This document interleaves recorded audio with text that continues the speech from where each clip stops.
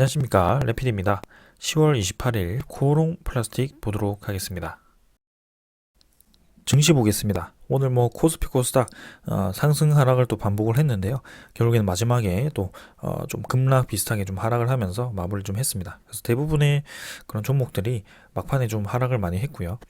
코스피 0.5%, 코스닥 0.87% 하락하면서 마무리를 했습니다. 외국인 투자자, 기관 투자자 둘 다 매도를 좀 하면서 여전히 이제 증시에는 어떤 방향 없이 횡보를 좀 하고 있다. 이런 구간에서 이제 횡보를 좀 하고 있지만 여전히 이제 우리나라 주가는 좀 약세를 띠는 아래에 위치를 하고 있기 때문에 아직까지는 좀 불안한 위치에 있다. 그렇게 생각이 됩니다. 자, 그래서 일봉상으로는 241선 밑에 계속 위치를 하고 있고요. 이제 진짜 이 거래 대금이 떨어질 대로 떨어지는 것 같습니다. 이제는 너무 떨어지네요. 네. 이제 거래량이 정말 얼마 되지 않습니다.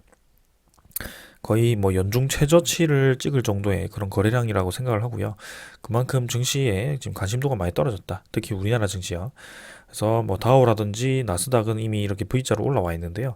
그렇게 올라오지 못하는 이유는 분명히 지금 우리나라 증시에 대해서 메리트가 좀 떨어져 있기 때문입니다. 자, 이렇게 메리트가 떨어졌다라고 해서 이제 들어오겠지라고 생각하시면 안 되고요. 이 우리나라 증시에 대해서 들어오지 않는다는 것은 앞으로도 지속적으로 좀 약세를 띌 가능성도 충분히 있다라는 겁니다. 특히 그 하락세가 이미 먼저 시작되었다라고 볼 수도 있고요. 미국이라든지 그런 증시는 좀 후발주자로 따라올 가능성도 있습니다. 그래서 일단 코스피 지수 좋지 않은 상황으로 지금 3,000포인트 아슬아슬하게 계속 유지를 하고 있지만 좀 주의 있게 계속 지켜보는 게 좋을 것 같고요. 기관이라든지 외국인 투자자는 또 이틀 연속 이렇게 양매도를 하면서 결국에는 외국인 투자자는 우리나라 증시에서 계속 빠져나가고 있다, 이렇게 보시면 되겠습니다. 그래서 기관 투자자가 샀다가 팔았다 하지만 결국엔 금융 투자 물량이 대부분이고요.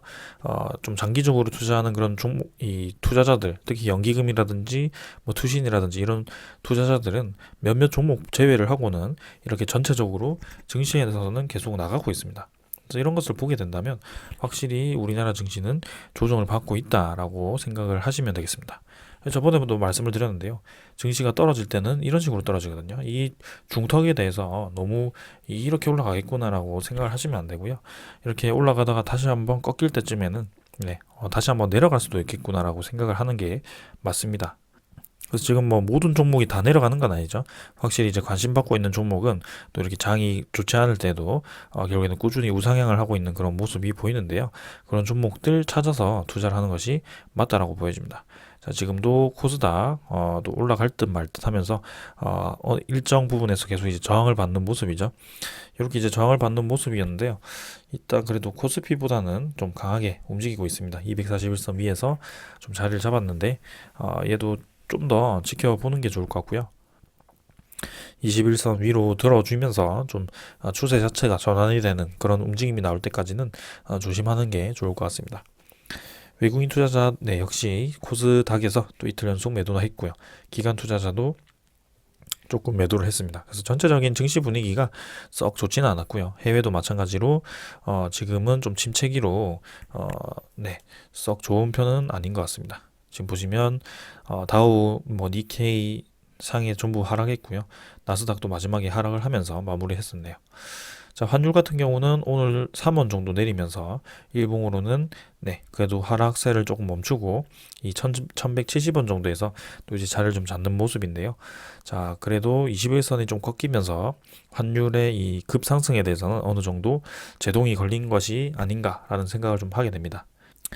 하지만 전체적인 이 가격대를 보았을 때는 이미 어느 정도 레벨업을 한 상황이고요.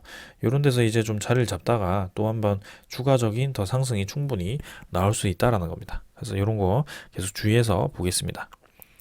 그 다음에는 이제 증시 10년물 국채 금리죠.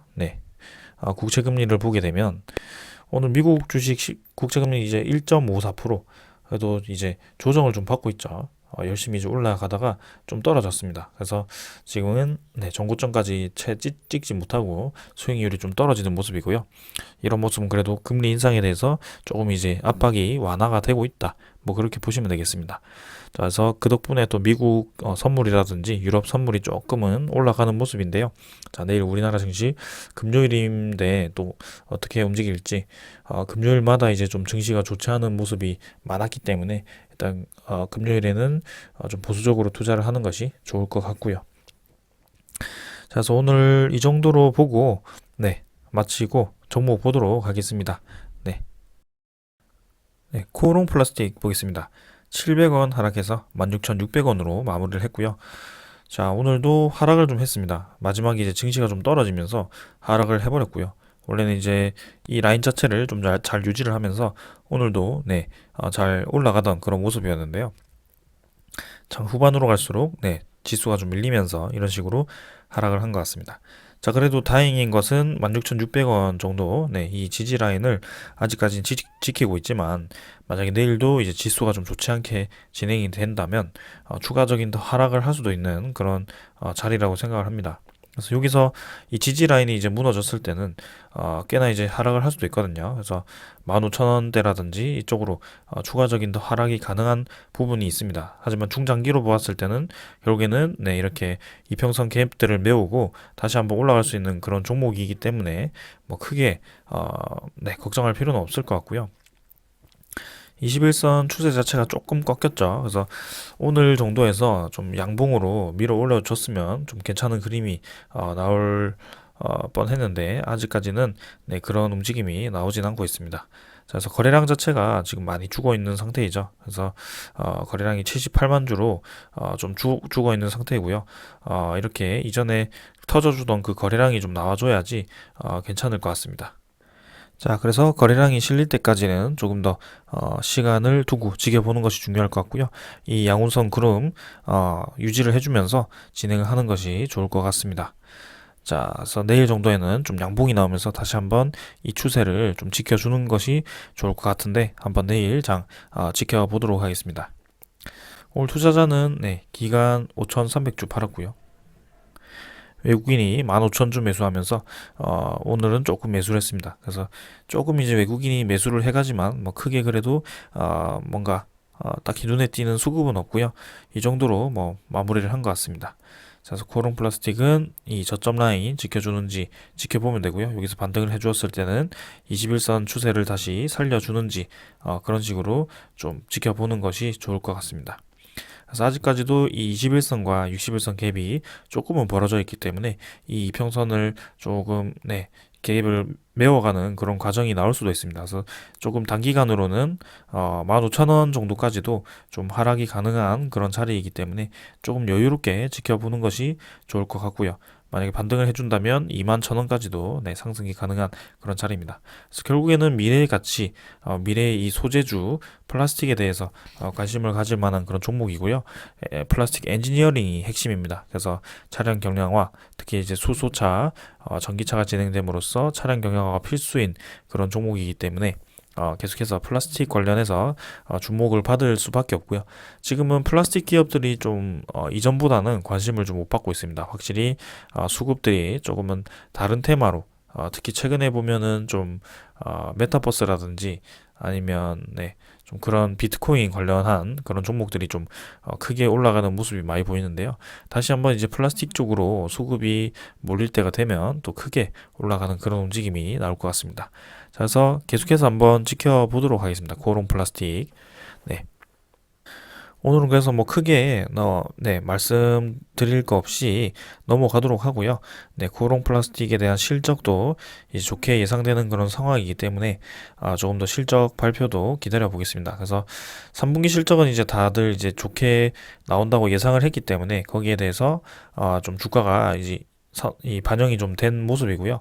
그래서 3분기에 이어서 4분기까지도 이제 실적이 좋게 나올 것인지 한번 지켜보겠습니다. 그래서 이렇게 점진적으로 실적이 증가해 가는 모습은 상당히 이제 긍정적으로 보이고요. 지금 뭐 작년 3분기부터 해가지고 꾸준히 늘어가는 모습입니다. 그래서 올해 4분기 뭐 내년까지도 실적이 좋게 계속 이어진다면 괜찮을 것 같고요. 특히 올해부터는 배당금이 이렇게 예상될 만큼 실적이 좀 괜찮게 나왔기 때문에 이 배당금도 한번 지켜보도록 하겠습니다. 자, 오늘 여기까지 하고 마무리하도록 하겠습니다. 감사합니다.